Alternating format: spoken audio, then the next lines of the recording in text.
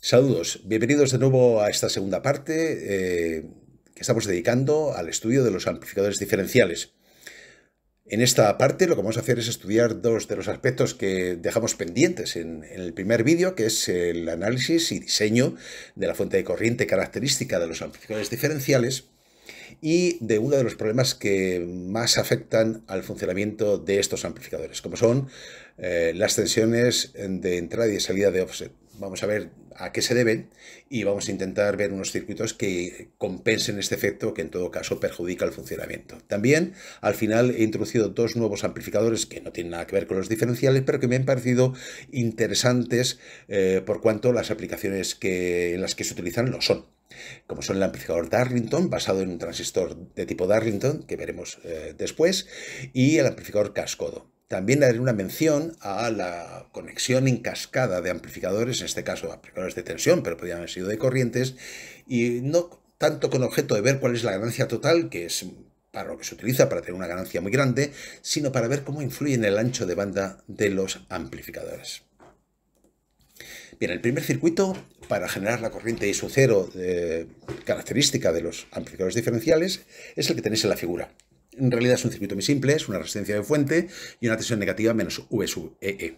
Bien, el inconveniente principal de este circuito es que como la resistencia de fuente debe ser muy grande, entre otras cosas, para que I sub 0 sea pequeña, la tensión base emisor de los transistores del par diferencial ha de ser muy grande. Y esto trastoca del todo el punto de trabajo de ambos transistores.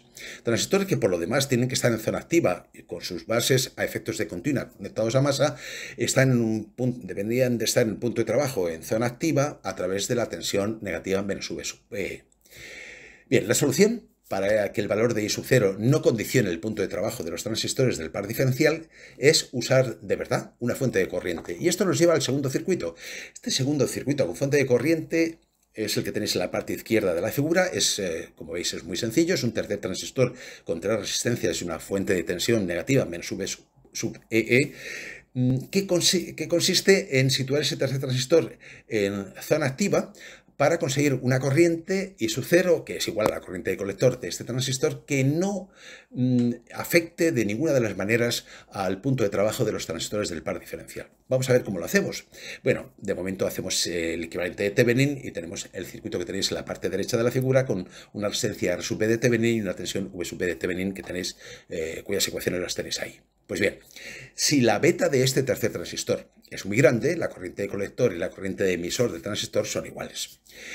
Y además esa corriente de colector es igual a I sub 0, que es la nomenclatura que se utiliza para nombrar esta fuente de corriente. Pues bien, podemos demostrar, si se cumple eso, que esa corriente es igual a V sub B menos la tensión base emisor de este tercer transistor partido por R sub 3. De la ecuación vemos claramente que no hay ningún parámetro que afecte a ninguno de los transistores de par diferencial y por tanto es lo que se llama una fuente de corriente independiente. Bien, podemos hacer un análisis en alterna o para señal también de este segundo circuito y para ello ponemos el modelo con parámetros H que tenéis en la parte derecha de la figura y tratamos de ver cuál es la resistencia equivalente de fuente. Aquí ya no hay una resistencia como antes, aquí hay un circuito y va a presentar una impedancia o resistencia de fuente equivalente entre colector y masa, como vemos en el modelo con parámetros H. El cociente V partido por I a efectos de alterna sería esta resistencia de fuente y podemos demostrar aplicando ecuaciones de malla y de forma muy sencilla que si R sub B más H sub I es mucho menor que R sub 3, entonces la resistencia equivalente de fuente es el cociente de HFE más 1 partido por HOE, lo cual nos dice que la resistencia de fuente equivalente tiene un valor muy elevado, puesto que HFE es muy elevado y 1 partido por H sub OE en los transistores bipolares es también muy grande. Así que hemos conseguido el objetivo. Este es un circuito práctico, pero nos preguntamos si es mejorable. Pues en realidad sí, es mejorable. Podemos compensar las variaciones con la temperatura de este tercer transistor a través de N diodos conectados en serie con R sub 2, de tal manera que las variaciones de temperatura que afecten a este transistor se vean compensadas con las tensiones de conducción de estos N diodos. Pues bien, Ahora, si hacemos el equivalente de Thevenin igual que antes, la tensión de Thevenin o en la tensión de Thevenin aparece un segundo término que depende de los N diodos en conducción y, por supuesto, de las resistencias R1 y R2. Teniendo en cuenta, como antes, o imponiendo la condición de que la beta de ese transistor sea muy elevada y que beta por R sub 3 sea mucho mayor que R sub B, a partir, como digo, de esa ecuación que vimos en la diapositiva anterior, es muy sencillo demostrar que para compensar los efectos de la temperatura en este transistor hay que poner 1 más R2 partido por R sub 1 diodos en serie en conducción en la base de ese transistor. Y ya estaría. Esto es todo lo que habrá en un circuito. Hay más circuitos, más sofisticados, pero con estos circuitos podríamos construir una fuente de corriente sin ningún problema. Bien, ocupémonos ahora de las tensiones de offset de entrada y salida. Para ello vamos a analizar el comportamiento de un diferencial con entrada diferencial y salida simétrica. La tensión de entrada V sub R la representamos en abscisas, la tensión de salida simétrica en ordenadas y representamos su función de transferencia. Lo que vemos es que obviamente si la tensión de entrada tiene un determinado valor positivo debido a la ganancia diferencial, que suele ser una ganancia grande o alta, podemos saturar el diferencial y por tanto aparece una zona no lineal de saturación a nivel alto que es más VCC. Y por lo mismo, si la tensión de entrada es muy negativa, debido a que esta tensión estaría multiplicada por la ganancia diferencial, pues aparece que el diferencial se satura, no puede dar una tensión mayor de menos V sub E, que son las dos tensiones más positiva y más negativa que tiene este diferencial. Pero ocurre otra cosa, eso no es un problema, si sabemos manejarlo. El problema es que, si nos fijamos, cuando la tensión de entrada diferencial fuera cero, deberíamos de esperar una tensión de salida cero, y muchas veces no lo es. Fijaos que cuando la tensión de entrada es cero, lo que tenemos es un valor de salida, de la tensión de salida, que es la tensión de salida de offset. Y cuando la tensión de salida es cero, tenemos una tensión de entrada de offset, que son esos dos valores que están marcados en la figura. ¿De acuerdo? Es decir, la función de transferencia no pasa por el origen de coordenadas. La principal causa, aunque se habla de falta de simetría en el par diferencial, es verdad, todo influye, pero desde luego la principal causa es que los transistores del par diferencial tengan una beta distinta. Siempre me estoy haciendo referencia naturalmente a un diferencial con bipolares. Aunque profundizaremos en el estudio de las tensiones de offset y también de las corrientes que también existen de offset cuando estudiemos el amplificador operacional, creo que lo que se explica aquí aproximadamente nos puede dar una idea del concepto a que llamamos tensiones de offset.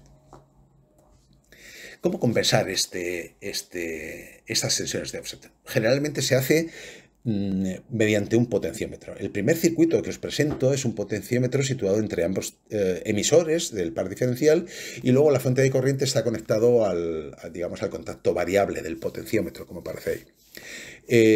También se podría haber utilizado, no utilizar potenciómetro o en conjunción con el potenciómetro hacer resistencias de colector distintas para ambos transistores. En mi opinión eso no es una buena solución porque en la realidad esas resistencias de colector no son tales resistencias sino son cargas activas que están formadas por circuitos más complejos, más elaborados. Pero el uso de un potenciómetro como parece aquí puede ser una primera buena solución. Pero no la única. Lo que conseguimos con eso es que la corriente de emisor IE1 y IE2 pues no sean exactamente iguales. Y eso hace que variemos un poquito el punto de trabajo del transistor, de los transistores, pero consigamos que el offset sea cero, o anular el offset, o compensarlo. Hay otra posibilidad y es no alimentar a los transistores del par diferencial con la misma tensión, sino a través de un potenciómetro conectado a la fuente de alimentación. En realidad lo que estamos haciendo es alimentar cada transistor del par diferencial con tensiones de alimentación ligeramente distintas. Bien, es otra forma de hacerlo, Y la tercera forma es utilizar un potenciómetro situado entre los emisores. Nos obliga a poner resistencias de emisor R1 y R2. ¿De acuerdo? Y de esta manera lo que hacemos es efectivamente que la corriente de emisor de ambos transistores, las corrientes que aportan a la fuente de corriente no sean las mismas. Bien, para la compensación de offset se usan en todas las tecnologías FET y MOSFET o bipolares diferentes circuitos. Este es uno de ellos. Este último además es modificar claramente el punto de trabajo. Pues bien, dicho esto, vamos a echar un vistazo a qué es un amplificador Darlington. Dejamos ya los diferenciales, nos centramos en el amplificador Darlington y observamos que el circuito que os propongo es un circuito en emisor común, sencillo, donde el transistor clásico, del circuito básico clásico en emisor común, lo he sustituido por dos transistores mediante un montaje Darlington. Fijaos que el montaje Darlington hace que los colectores estén unidos, TS1 y TS2 tienen el conector unidos, que el emisor del transistor TS1 esté conectado directamente a la base de TS2 y que el emisor de TS2 sea el que produce la corriente de salida para la resistencia R/E, para conseguir la polarización del transistor. Por lo demás, aparecen los condensadores de acoplo y desacoplo de las cargas de R/E a efectos de alterna. Veremos ahora, un poquito más adelante, cómo es el modelo para señal. Y lo primero que hago es aplicar el equivalente de Thevenin a la base de ese transistor Darlington. Y bueno, aparece la resistencia de base, resistencia de Thevenin y la tensión de Thevenin V sub B. También llamó la atención en que en el montaje Darlington, para continua, se cumple que la corriente de base 2 del transistor 2 es la suma de la corriente I sub B1 más I sub C1. Puesto que lo que estoy diciendo es que la corriente de base 2 no es sino la corriente de emisor 1 del transistor 1. Por otro lado, sabemos cuál es la relación que hay entre las corrientes de colector y de base de los transistores bipolares. Sabemos que la corriente de colector para cualquiera de los transistores es beta veces la corriente de base, más un término que normalmente despreciamos en los transistores de silicio, porque es despreciable. La corriente es la corriente llamada corriente de colector inversa de saturación con la unión base-emisor en el circuito abierto. Es una corriente de minoritarios por estar la unión colector-base polarizada en inverso. Esto ocurre en zona activa, pero esa corriente normalmente la despreciamos. Pero de momento lo voy a dejar para que veáis cuál es el efecto de tener este transistor Darlington en esa configuración. Bien, por otro lado, las betas no tienen por qué coincidir, por eso he diferenciado entre beta 1 y beta 2 para ambos transistores y por tanto cada uno tendrá su corriente de colector dependiente de la corriente de beta correspondiente. Bien, estas tres ecuaciones, si las manejo con cuidado, puedo obtener el valor de I sub C2, que es la corriente resultante del transistor T sub 2. Y se puede deducir fácilmente que esa corriente del transistor 2, I sub C2, es el producto de beta 1 por beta 2 por I sub B1, pero atención, también el término debido a la corriente inversa de saturación también se ve multiplicada por ese producto de las dos betas. En muchos libros se habla de la beta total, bueno, beta sub T, etc.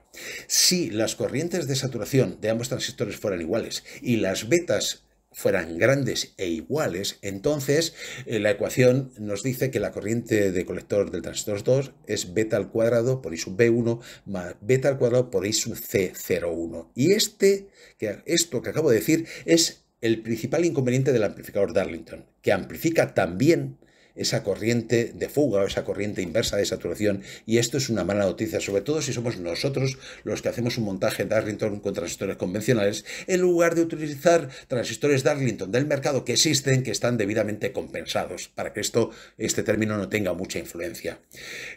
Por otro lado, la beta máxima que podemos encontrar en algunos transistores, sin ir muy lejos en el mercado, transistores Darlington, son betas totales de cerca de 12.000. Los hay de más, al fin y al cabo es beta al cuadrado, y un transistor convencional bipolar con una beta de 100, 200 o 300 no es algo desde luego extraño. Bien, hagamos un análisis en alterna de este amplificador Darlington para pequeña señal. Bien, aquí tenéis el montaje, los dos colectores están unidos, C1 y C2, como veis en la parte superior de la figura. También que el emisor del 1 está conectado a la base del 2 y por otro lado tenemos una resistencia de carga R sub L, la R sub E la he desacoplado para señal, por eso no aparece. Y bueno, lo que tenemos aquí es un circuito que nos dice, la primera ecuación es que la corriente de base 2, la que llega a la base del transistor 2, pues es HFE 1 veces la corriente de base 1 más la corriente de base 1, es decir, HFE más 1 por I base 1. Ahora bien, si hacemos una reflexión de resistencias de HIE2 hacia a la izquierda y a la derecha, hacia la base y hacia el colector. El circuito equivalente lo tenemos ahí, aparece el término H sub IE2 por H sub FE1 más 1. Hemos reflejado el efecto que tiene la resistencia, el parámetro HIE2 en la base del primer transistor, y lo mismo en el circuito de salida del colector del primer transistor, que es en este caso H sub IE2. Bien, el circuito ya se ha simplificado un poco, con lo cual es muy sencillo que si suponemos que HFE1 y HFE2 son muy grandes, y esto es bastante habitual en los transistores bipolares, entonces la corriente I sub 2, esa corriente que circula por el paralelo entre R sub C y R sub L, está reflejado mediante la ecuación que tenéis en la parte inferior de la figura. Y lo que me interesa resaltar, haciendo las aproximaciones adecuadas, que es, sobre todo, ya digo, si HFE1 y HFE2 son muy grandes, podemos hacer unas aproximaciones muy sencillas. Nos dice que I sub 2 es igual al producto de las HFEs de ambos transistores multiplicado por I sub B1. Es decir, lo que nos está diciendo es que se comporta, como ya sabíamos, como un único transistor con una HFE que es el producto de las HFE de cada transistor. Es decir, la ganancia en corriente en alterna es el producto de la ganancia en corriente de ambos transistores. Bueno, ¿qué ventajas tiene? Pues somos capaces de hacer amplificadores de tensión para conseguir potencias elevadas, de algunos vatios. En fin, veis en el mercado que hay, podéis buscar, que hay transistores Darlington de varios vatios sin ningún problema, o de decenas de vatios, y bueno, se puede hacer amplificadores muy interesantes con este montaje de Darlington, siempre y cuando, insisto, esa corriente inversa de saturación esté debidamente conversada por el fabricante. Por su parte, el amplificador cascodo parece un amplificador extraño, tiene también dos transistores. Lo que pasa es que lo que vemos es que a efectos de señal el transistor 2, T sub 2 de la parte superior, debido al condensador C, a efectos de señal está en base común. Mientras que el transistor T1, a efectos de señal o a efectos de continua, está en emisor común. Bien, con esto lo que vamos a hacer es un análisis en alterna. No merece la pena pararse mucho en el análisis de continua, porque lo interesante es el análisis en alterna. ¿Cómo es el modelo equivalente para efectos de señal o de alterna de este montaje, teniendo en cuenta el efecto de los condensadores de acoplo y desacoplo? Pues lo tenemos en la figura. En primer lugar, tenemos un transistor, tenemos los transistores tanto en emisor común como en base común. Fijaos en la parte izquierda de la figura, tenemos el modelo con parámetros H del transistor en emisor común, donde se introduce la señal V1, que es la que queremos amplificar, y en la parte de la derecha, para obtener la tensión de salida V2, que como recordaréis de la figura anterior, tenemos el transistor en base común a efectos de alterna. Bien, las mallas están claras, es muy sencillo. La corriente I sub 2 es la corriente que atraviesa el paralelo de R sub C con R sub L, que son la resistencia de carga y la resistencia de polarización del transistor, y es muy fácil obtener la ganancia en corriente de este amplificador cascodo. Es decir, A sub I, que es el cociente entre I sub 2 partido por I sub 1, pues es muy fácil llegar a la expresión que aparece ahí, teniendo en cuenta que H sub FB del transistor que está en base común es aproximadamente 1, la expresión la tenéis ahí, y en general pues es una ganancia corriente que se puede aproximar, si veis la ecuación, si RB es mucho mayor que HIE, se puede aproximar a HFE1. Por otro lado, la impedancia de entrada de este amplificador cascodo es HIE1. Hasta ahora se parece mucho a un amplificador, digamos, en emisor común, tradicional o sencillo, básico. Concentrémonos ahora en la ganancia en tensión A sub V, el cociente V sub 2 partido por V sub 1, y bueno, vemos que la expresión que obtenemos es aproximadamente HFE1 partido por HIE1 y multiplicado por el paralelo de R sub C con R sub L. Esto es, sin lugar a dudas, las ecuaciones responden prácticamente igual que un amplificador en emisor común, con la ventaja que tiene el tener un amplificador con las siguientes características, con las siguientes ventajas. La gran ventaja es que este tipo de amplificador se comporta muy bien en alta frecuencia. ¿Y por qué se comporta muy bien en este amplificador en alta frecuencia? Porque el ancho de banda es mucho mayor que en un amplificador convencional de emisor común. ¿A qué se debe esto? si tuviéramos en cuenta con el modelo híbrido en pi, con parámetros físicos híbridos en pi de los transistores, la capacidad equivalente entre B'E y la capacidad de Miller, C sub m, recomiendo ahora que echéis un vistazo al vídeo correspondiente, es muy pequeña en este amplificador cascodo, lo cual significa que el polo que introduce este amplificador en alta frecuencia está en frecuencias muy elevadas, con lo cual es un amplificador con una ganancia en corriente y una ganancia en tensión constantes, incluso para frecuencias muy elevadas. Así que es la gran ventaja de este amplificador, que se comporta, los valores de las ganancias y de la impedancia de entrada es como la de un amplificador emisor común. La gran ventaja es que sirve muy bien para alta frecuencia. Bien, y finalmente estos amplificadores multietapa, pues es simplemente cualquiera de estos amplificadores que hemos visto, de tensión. Vamos a suponer que el caso más sencillo, pues lo podemos conectar en cascada con condensadores de desacoplo entre etapas a efectos de continua. Y bueno, este es un modelo funcional equivalente con N amplificadores de tensión. Obviamente la ganancia total en tensión de este amplificador en cascada es el producto de las ganancias, o bien tomando el módulo para frecuencias medias, pues sería el producto de los valores a frecuencias medias de cada uno de los amplificadores. Bien, claro, si esto es así, la frecuencia de corte superior que aporta cada amplificador, que tiene un polo dominante en su polo dominante como cualquier amplificador de tensión, pues resulta que la ganancia total, lo que vemos es que podemos calcular cuál es la frecuencia de corte. La frecuencia de corte resultante de los N amplificadores, como veis a partir de la figura, se ve multiplicada. Esa es la ganancia, es la frecuencia de corte de uno de ellos, suponiendo que todos sean iguales, ojo, multiplicado por la raíz cuadrada de 2 elevado a 1 partido por el número de amplificadores menos 1. Bien, esto lo que me está diciendo es que al conectar amplificadores en cascada es verdad que aumento mucho la ganancia en tensión, pero no es menos verdad que estoy modificando el polo, estoy modificando el ancho de banda, la frecuencia de corte superior del amplificador resultante. Por otro lado, la frecuencia de corte inferior, que básicamente se debe a los condensadores de desacoplo de cada una de las etapas. Si supongo que todos los condensadores son iguales, resulta que la frecuencia de corte resultante a nivel bajo, la frecuencia de corte inferior, se ve dividida por la raíz cuadrada de 2 elevado a 1 partido por n, siendo n el número de amplificadores conectados en cascada menos 1. Como el término raíz cuadrada de 2 elevado a 1 partido por n menos 1 es menor que 1, se comprueba fácilmente que la frecuencia de corte inferior aumenta y la frecuencia de corte superior disminuye.